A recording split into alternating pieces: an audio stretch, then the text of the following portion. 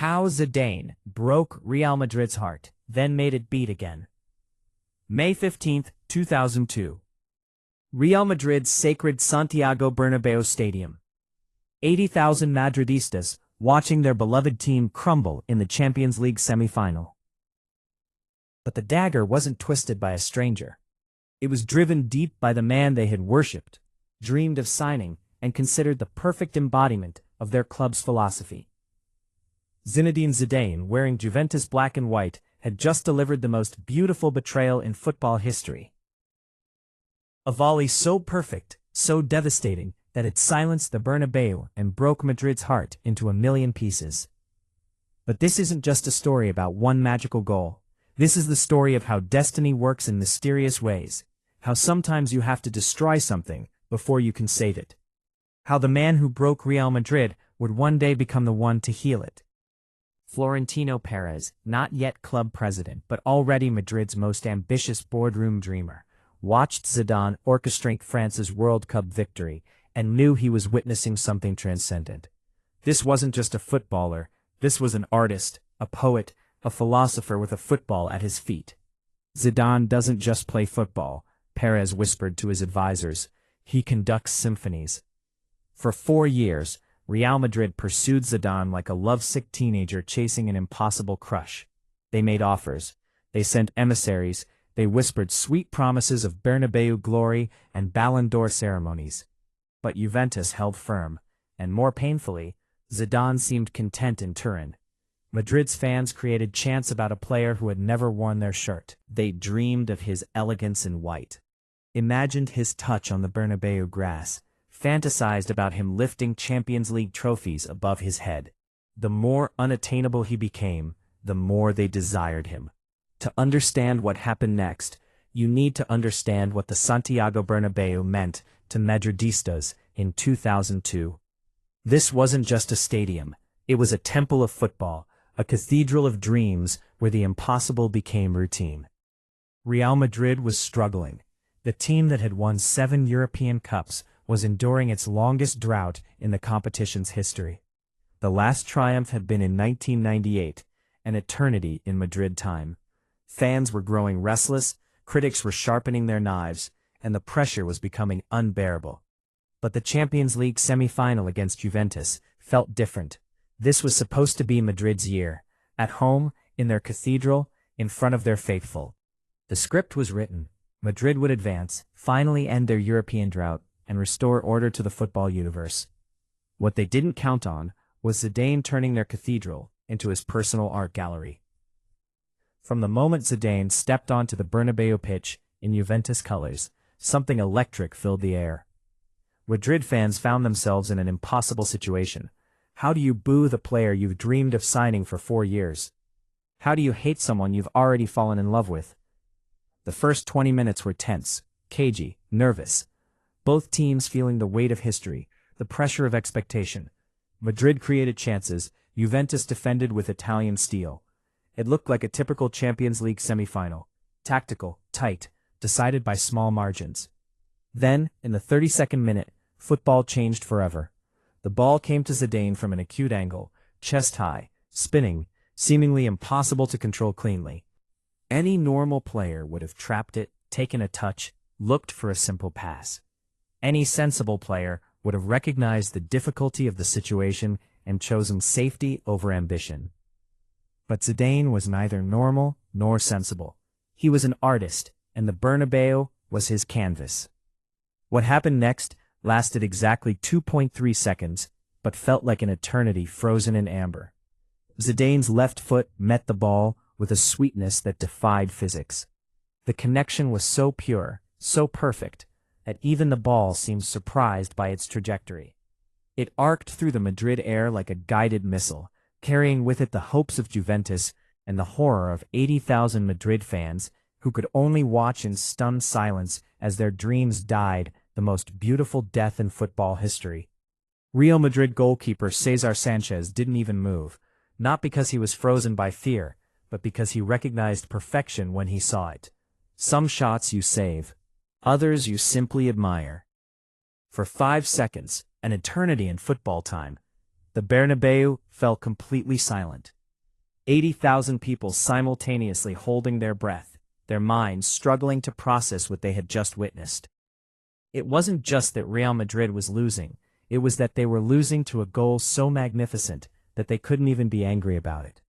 This was heartbreak delivered with such artistry that even the victims had to acknowledge its beauty. When the noise finally returned, it wasn't the usual cacophony of outrage and frustration. Instead, it was something unique in football: spontaneous applause. The entire Bernabeu, filled with passionate Madridistas whose European dreams had just been shattered, stood and applauded the man who had broken their hearts. Zidane himself seemed shocked by the reaction. He barely celebrated, as if he understood the weight of what had just happened. He had just scored one of the greatest goals in Champions League history, against the team that wanted him most. What Madrid fans didn't know that night was that they were witnessing prophecy disguised as tragedy. Florentino Perez, watching from the presidential box, felt his heart break and his resolve strengthen simultaneously. "If we can't beat him," he whispered to his advisors, "we must have him." The goal that ended Madrid's European campaign that year became the catalyst for the most expensive transfer in football history. 1 year later, Zidane finally arrived at the Bernabeu for a world record €75 million, becoming the crown jewel of the Galactico era. The same fans who had applauded his goal against them were now chanting his name in white. The same Bernabeu that had been his victim became his kingdom. When Zidane finally pulled on the Real Madrid shirt in 2001, it felt like destiny correcting itself. The goal that had broken Madrid's hearts had somehow led to their ultimate salvation. The player who had denied them European glory had come to deliver it. And deliver it he did. In his first season, Zidane scored the winning goal in the Champions League final against Bayer Leverkusen. Another volley, another moment of sublime perfection, another goal that would define a generation. But even as he lifted the European Cup above his head at Hampden Park, even as he achieved everything Madrid had dreamed he would, Zidane carried the memory of that night at the Bernabeu when he had been the enemy. Fast forward 15 years, Zidane's playing career was over, his legend secure, his place in Madrid history guaranteed. He had won everything there was to win as a player: Champions League, La Liga, Ballon d'Or, World Cup. The story should have ended there. But football, like life, sometimes offers unexpected second acts. In January 2016, Real Madrid was in crisis again. Another European drought, another cycle of disappointment, another period where the gap between expectation and reality had become unbearable. The club needed a savior, but who could possibly fill that role? The answer, impossibly, was the same man who had broken their hearts 14 years earlier. Zinedine Zidane's appointment as Real Madrid coach was met with skepticism from the media and nervousness from the fans. He had no top-level coaching experience, no tactical pedigree, no obvious qualifications beyond being Zinedine Zidane. But sometimes, being Zinedine Zidane is qualification enough. His first season ended with Champions League glory, Madrid's first in 12 years. His second season brought another Champions League triumph. His third season completed the impossible: 3 consecutive European Cups, something no team had achieved in the modern era. The man who had once been Madrid's most beautiful enemy had become their most successful coach. There's a moment during Real Madrid's 2017 Champions League final victory over Juventus, his old club, wearing the same black and white stripes he had worn when he broke Bernabeu hearts in 2002, when the poetry of football revealed itself completely. As Zidane celebrated on the touchline, as Madrid fans sang his name from the Cardiff stands, as the European Cup made its way toward the man who had once denied them this very trophy, the circle that had begun with heartbreak 15 years earlier finally completed itself. The goal that had crushed Madrid's dreams had led to their greatest era of success. The betrayal had become the foundation of triumph. The man who had broken their hearts had mended them stronger than before. In his quieter moments, Zidane would reflect on the strange journey that had led him from Madrid's enemy to Madrid's savior. Sometimes, he said, you have to lose something beautiful to gain something greater. That goal at the Bernabeu in 2002 had been beautiful, perhaps the most beautiful thing he ever created on a football pitch. But losing that Champions League semifinal had set in motion a chain of events that led to something even more beautiful, a legacy that transcended individual moments. As a player, Zidane had given Madrid one Champions League trophy. As a coach, he gave them 3 in a row. The heartbreak had multiplied into healing. Today, when young Madrid fans watch videos of Zidane's goal against them in 2002, they feel a strange mixture of pain and pride. Pain because it denied their beloved club European glory at the moment when they needed it most. Pride because it was their Zidane who scored it, their future coach who demonstrated the artistry that would one day define their greatest era.